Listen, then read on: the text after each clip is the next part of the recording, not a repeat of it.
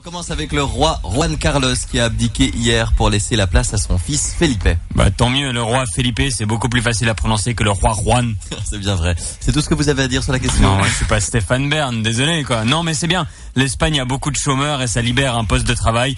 Petit à petit, ils vont remonter la pente. Mais l'image du roi a beaucoup été écornée depuis le début de la crise. Bah oui, il avait déclaré que le chômage d'un jeune sur 4 en Espagne l'empêchait de dormir la nuit, puis après il est parti chasser l'éléphant au Botswana. Bon, il a été mal compris, c'était pour relancer l'emploi aussi, avec tous les articles qui étaient parus sur le scandale, il y a plein de journalistes qui avaient retrouvé de l'embauche. Et puis Juan Carlos était aussi connu pour ses nombreuses aventures extra-conjugales. Jonas, le rôle du roi, c'est aussi d'entretenir de bonnes relations avec l'étranger. Lui, il avait juste de très bonnes relations, c'est tout. Puis il s'était serré la ceinture, Juan Carlos. Il avait renoncé à l'utilisation de son yacht de 21 millions par solidarité avec son peuple. C'est beau ça, hein. Puisque vous crevez de faim, moi j'arrête de bronzer sur le pont de mon yacht de 60 mètres, on est quitte.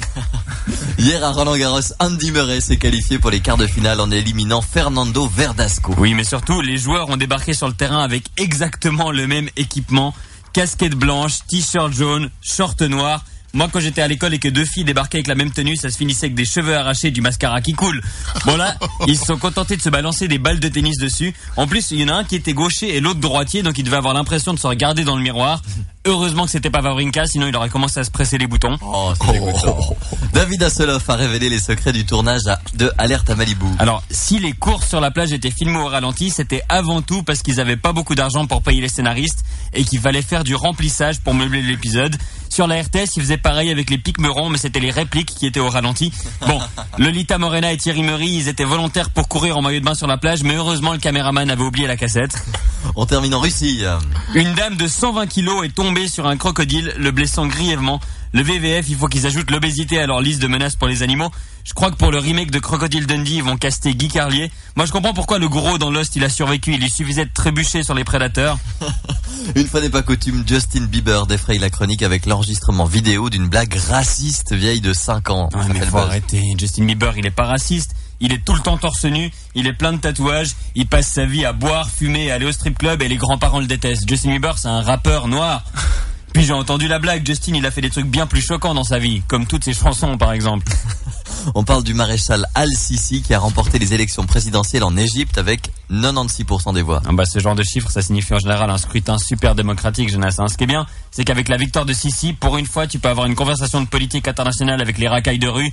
Tu vas à Bel Air à 2h du matin et tu leur demandes « Vous avez vu qui a gagné la présidentielle égyptienne ?» Ils te répondent « Si. » Et c'est juste. Bon, en vrai, ils te répondent « Dégage bouffon, on te pète tes lunettes », mais heureusement, je cours vite. Technologie. 2 Américains commercialisent un briquet intelligent qui compte le nombre de cigarettes que vous avez fumées.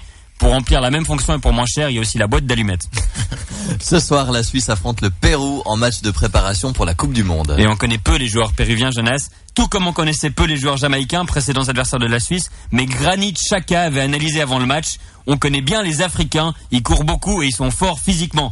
Ce qui est une bonne observation quand on joue contre une équipe africaine et quand on écrit le mode d'emploi du parfait colonisateur en 1854. Mais là, il aurait mieux fait de fermer sa gueule, Xhaka. D'ailleurs, Xhaka sera titulaire derrière la pointe de l'équipe suisse. Enfin, s'il arrive à s'orienter sur le terrain. Pareil qu'il se réjouit de la Coupe du Monde au Brésil. Il est en train de potasser son espagnol. Il joue à Borussia Mönchengladbach, Xhaka, mais il va devoir changer d'équipe parce qu'il n'arrive pas à l'écrire ni à le prononcer. Bon, je me moque un peu de lui, mais ça devrait étonner personne que Granit soit con comme une brique. Merci, Thomas Wiesel.